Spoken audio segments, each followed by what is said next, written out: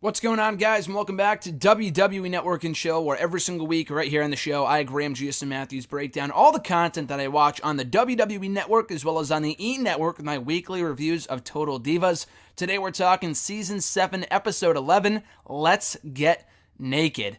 An interesting title, to say the least. Obviously, immediately captures your attention, so we're going to be breaking this down into 4 separate stories per usual. One's with Maryse and The Miz. We got one with the Bellas and Daniel Bryan and Birdie Joe. Another one with the title relating to them, Rusev and Lana. And then one final one with Jimmy Uso and Naomi. So this is the penultimate episode of the season. The Season 7 finale is this coming week on the E! Network, or, the next episode, whatever. Episode 12, which I will be reviewing right here on the channel next week. But in the meantime, though, let's talk about Episode 7, or Season 7, Episode 11, Let's Get Naked. So, like I said, Miz and Maryse, we kick off the episode with Miz and Nia Jax playing basketball. That is the only bit that we get of Nia Jax in this episode, which is fine. I like Nia on the show, but we've gotten a lot of Nia Jax in recent episodes, so I'm glad we kind of took a break from them and got a bit back to Maryse and Miz. So, Miz, in the family, his mom, dad, Maryse, they visit the Christmas Story house, which I think is in... Is it in Cleveland? Isn't it in Cleveland, I thought? I don't know. It's somewhere around there, which I think is where Miz lives, or his family lives, which is probably why his family is, there.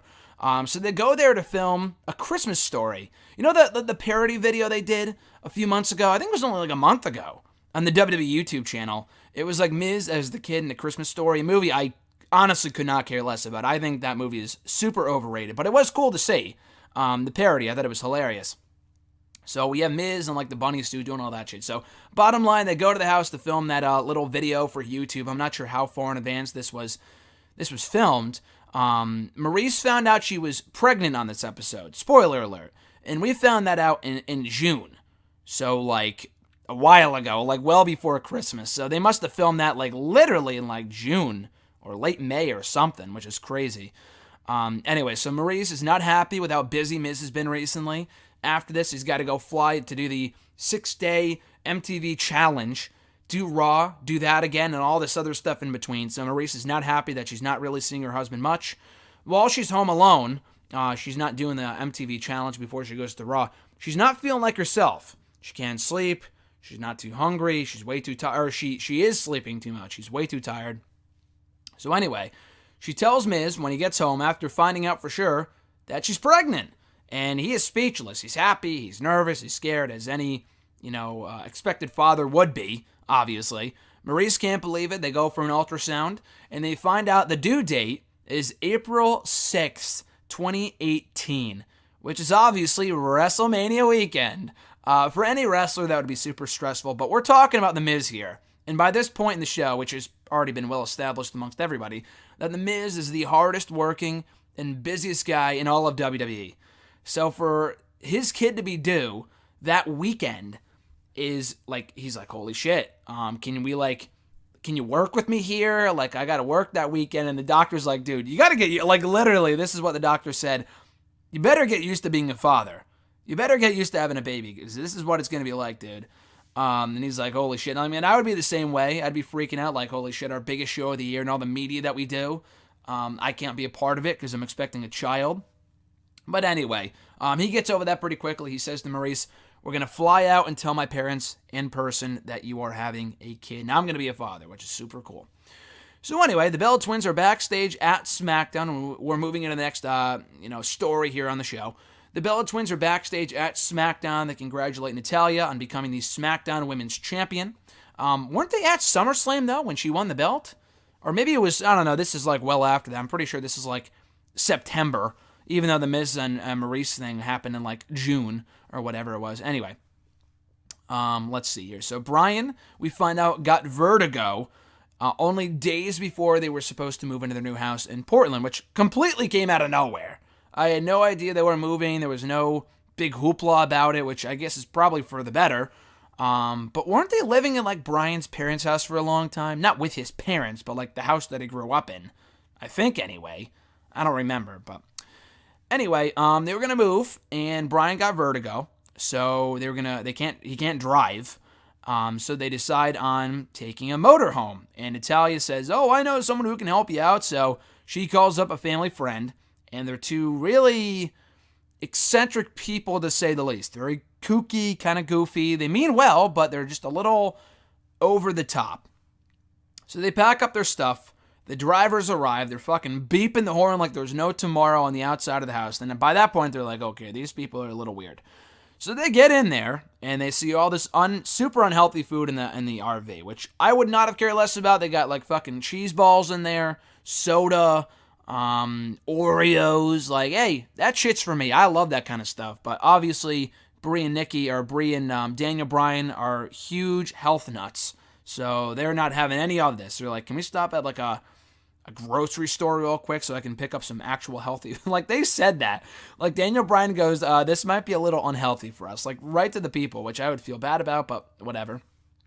So, Nikki visits right before they're about to leave, but she cannot stay. She is going to L.A. to go film Dancing with the Stars, and even she realizes, like, ooh, they got a long trip ahead of them, because these people are weird.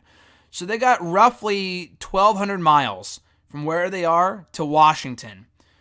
And even early on in the trip, Birdie Joe poops. And they're going with Birdie Joe and the dogs, too. So it's a pretty packed house. It's a big RV, but with these two women, it's kind of a nightmare. So anyway, Birdie Joe poops in the car seat. And the mom's like almost on the verge of puking after it. I think it's like diarrhea or something. The mom in the RV, it's like a mom and her daughter. So the mom is like scared of mountains. So she goes in the back of the RV with Brian and Brie. And she has to like sit on the floor for the entire time. And Daniel Bryan's like, aren't there mountains like from here until where we're going, until like Washington, so she's going to be back here the entire time with us, and it's super bumpy. Bree says she feels like she's on a roller coaster at Six Flags, and that's a fucking nightmare, essentially. It's a fucking nightmare the baby can't sleep in.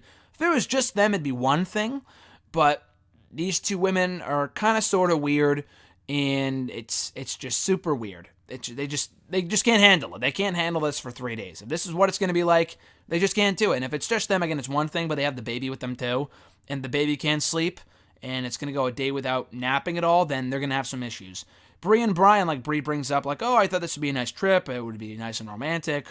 I can't even remember the last time that we were romantic or intimate since Birdie Joe was born. And the woman, not the mom, but the daughter, sitting in the passenger seat, goes, oh, has it really been that long since you had sex or whatever? Like, she like blurts it out. It's like, okay, this is a little weird. So she's like involving herself in the conversation that has absolutely nothing to do with her, and it's super private, which is weird because they're like talking at a decent talking level, yet the woman can still hear them. Yet when they talk about like, oh, this is going to be a nightmare, I can't handle this, they were still sitting in the same spot, so the women must have heard them talking about that, right?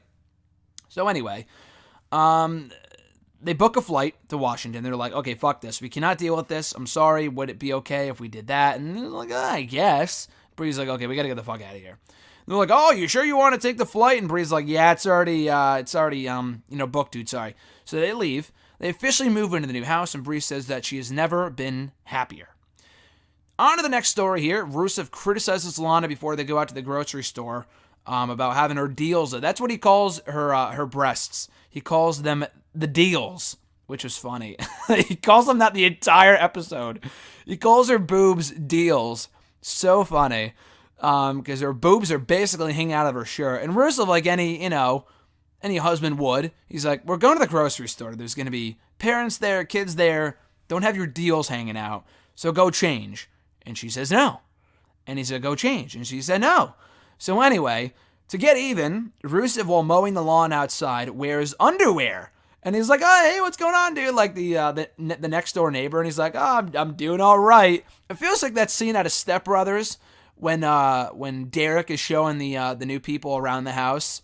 And then the Step Brothers, Will Ferrell and John C. Reilly, are at the house wearing fucking KKK and Nazi uniforms. It was kind of like that. Obviously not as extreme, but Rusev in his underwear outside is quite the sight, to say the least. So anyway, Lana knows what game he's playing because Rusev wants her to get pissed and to say, oh, I understand, like I won't do it again, blah, blah, blah. I won't wear revealing clothing outside. And Lana knows the game that he's playing, and she goes along with it. So Rusev takes an extra step further.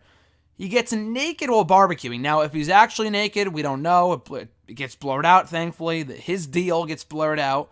And Rusev's like, hey, why don't you just get naked too? Or, Lana's like, oh, why don't I just get naked too? And Rusev's like, you got to wear something a little more, what's the word that I'm looking for? Conservative is the word I'm looking for. When our friend comes over and she's like, dude, you're fucking naked. Like, aren't you worried about your deal getting burnt here on the on the barbecue? And he's like, I don't care. So Lana knows that he's trying to push her buttons, and that's it. Like, there's no real, solution to this issue. They just kind of go along with it. And the poor friend, I think his name is Diego, Rusev's friend's like, what the fuck is going on right now? Like, it's super weird.